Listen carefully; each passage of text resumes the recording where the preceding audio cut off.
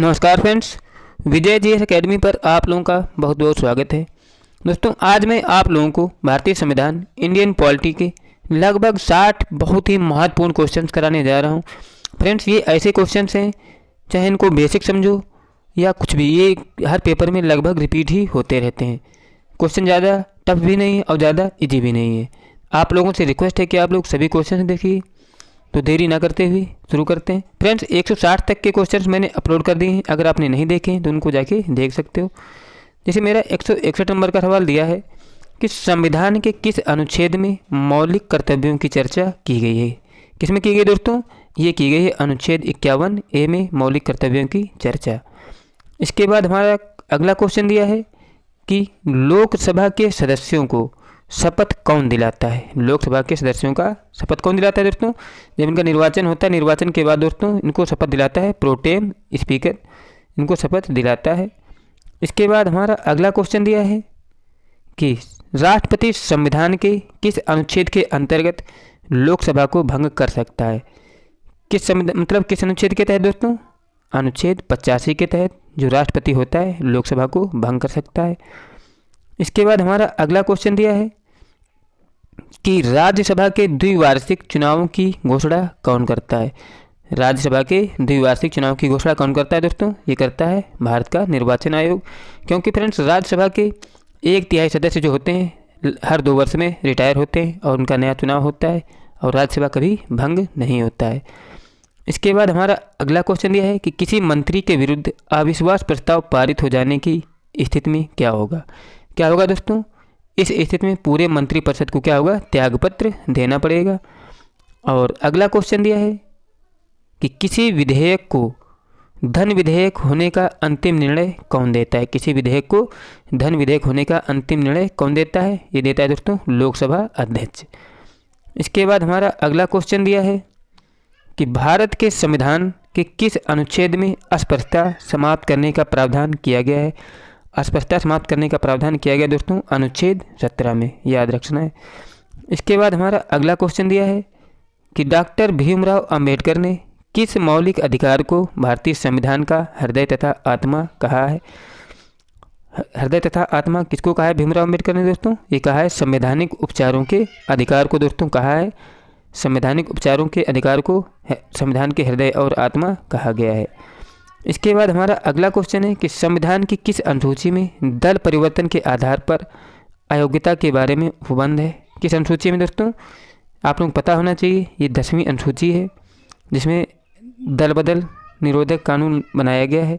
इसके बाद हमारा अगला क्वेश्चन दिया है कि भारत का राष्ट्रपति अपना त्यागपत्र किसे सौंपता है। किसे सौंपता है दोस्तों? ये सौंपता है उपराष्ट्रपति को। उपराष्ट्रपति राष्ट्रपति को सौंपता है अपना त्यागपत्र और राष्ट्रपति उपराष्ट्रपति को अपना त्यागपत्र सौंपता है। इसके बाद हमारा अगला क्वेश्चन है कि मूल संविधान में कितनी अनुसूचियाँ थीं। जब संविधान बना था उस समय अनुसूचियों की संख्या दोस्तों कितनी थी? 8 थी। अब वर्तमान में कितनी दोस्तों? 12 हैं। अगला क्वेश्चन है कि वर्तमान में भारतीय संविधान में कुल कितनी अनुसूचियाँ हैं। कितनी अनुसूचियाँ हैं दोस्तों? वर्तमान में देखा जाए तो 12 अनुसूचियाँ हैं। जब बना था तब कितनी थी दोस्तों? तब थी 8। अगला क्वेश्चन है कि भारत के संविधान की प्रस्तावना में समाजवादी और धर्मनिरपेक्ष शब्दों को किस संशोधन द्वारा इनको जोड़ा गया था। किस संशोधन द्वारा जोड़ा गया था इनको दोस्तों? इनको जोड़ा गया था 42वें संविधान संशोधन 1976 के द्वारा धर्मनिरपेक्ष और समाजवादी शब्दों को जोड़ा गया था। इसके बाद हमारा अगला क्वेश्चन है कि भारतीय संविधान सभा की प्रारूप समिति के अध्यक्ष कौन थे।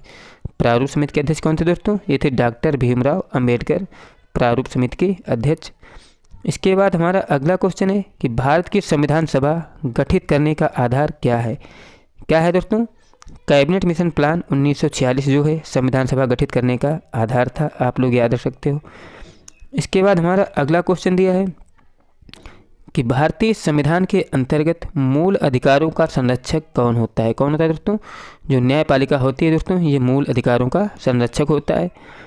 इसके बाद अगला क्वेश्चन दिया है कि मौलिक अधिकारों का निलंबन कौन कर सकता है। मौलिक अधिकारों का निलंबन कर सकता है दोस्तों राष्ट्रपति, आपातकाल की स्थिति में कर सकता है। इसके बाद अगला क्वेश्चन है कि भारत के संविधान में मौलिक अधिकार हैं। क्या दोस्तों? ये जो मौलिक अधिकार हैं दोस्तों, ये मूल संविधान के हिस्सा थे। इनको बाद में नहीं जोड़ा गया, जब संविधान बना था तभी इनको शामिल किया गया था। अगला क्वेश्चन है कि प्रथम भाषाई, क्या क्वेश्चन दोस्तों, कि प्रथम भाषाई राज्य किसे बनाया गया था। मतलब भाषा के आधार पर पहला राज्य कौन सा बना था दोस्तों, ये बना था आंध्र प्रदेश। इसके बाद हमारा अगला क्वेश्चन है कि भारतीय संघ में कितने राज्य हैं। भारतीय संघ में कितने राज्य हैं दोस्तों, वर्तमान में देखा जाए तो 28 राज्य हैं और 8 केंद्र शासित प्रदेश हैं। इसके बाद हमारा अगला क्वेश्चन दिया है कि भारतीय संविधान के अनुच्छेद 1 में यह घोषणा की गई है कि इंडिया अर्थात भारत है क्या दोस्तों, एक राज्यों का संघ है। इसके बाद हमारा अगला क्वेश्चन दिया है कि भारतीय संविधान के किस अनुच्छेद में अनुसूचित जातियों और जनजातियों के लिए आरक्षण का प्रावधान किया गया है। अनुसूचित जातियों और जनजातियों के लिए आरक्षण का प्रावधान किया गया दोस्तों अनुच्छेद 335 में। इसके बाद हमारा अगला क्वेश्चन है कि संविधान सभा के स्थायी अध्यक्ष थे, कौन थे दोस्तों, डॉक्टर राजेंद्र प्रसाद जो थे संविधान सभा के स्थायी अध्यक्ष थे। इसके बाद अगला क्वेश्चन है कि लोकसभा की सदस्यता हेतु न्यूनतम आयु क्या है। लोकसभा की सदस्यता न्यूनतम आयु कितनी दोस्तों, 25 वर्ष है। इसके बाद हमारा अगला क्वेश्चन है कि किस संविधान संशोधन द्वारा दिल्ली को राष्ट्रीय राजधानी क्षेत्र का दर्जा दिया गया था। किससे दोस्तों, 69वें संविधान संशोधन के द्वारा दिल्ली को राष्ट्रीय राजधानी क्षेत्र का दर्जा दिया गया था। इसके बाद अगला क्वेश्चन दिया है कि स्वतंत्र भारत के प्रथम लोकसभा अध्यक्ष कौन थे। कौन थे दोस्तों, जीबी मावलंकर, जिनको गणेश वासुदेव मावलंकर भी कहते हैं, स्वतंत्र भारत के प्रथम लोकसभा अध्यक्ष थे।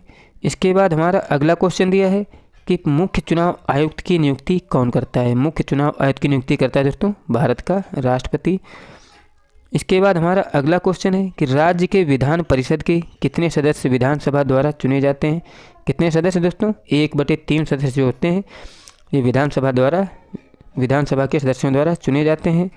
इसके बाद हमारा अगला क्वेश्चन है कि चालू वित्तीय वर्ष के परिणामों को आधार मानकर अगले वर्ष का बजट तैयार करना क्या कहलाता है। क्या कहलाता है दोस्तों, चालू वित्तीय वर्ष के परिणामों को आधार मानकर अगले वर्ष का बजट तैयार करना क्या कहलाता है, ये कहलाता है दोस्तों निष्पादन बजट कहलाता है, जिसको हम परफॉर्मेंस बजट भी कहते हैं।